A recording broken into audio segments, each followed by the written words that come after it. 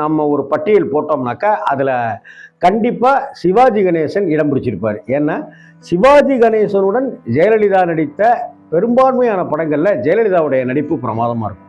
அதை தாண்டி கே.எஸ். கோபாலகிருஷ்ணனுடைய வந்தாலே மகராசி மாதிரியான படத்தில் பிரமாதமாக நடிச்சிருப்பாங்க. முக்தா சீனிவாசனுடைய சூரியகாந்தி மாதிரியான படத்தில் பிரமாதமாக நடிச்சிருப்பாங்க.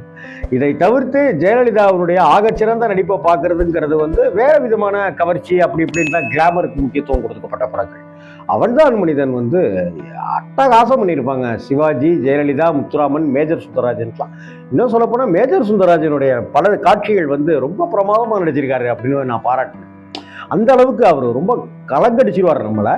1975ஆம் ஆண்டு வெளியான மிக முக்கியமான படங்களில் சிவாஜி கணேசனுடைய 175வது படம்னு ஞாபகம் இருக்கு. அந்த படத்துக்கு இந்த படத்துக்கு ஒரு தனி சிறப்பு. கலர் படம் வெளிநாட்டு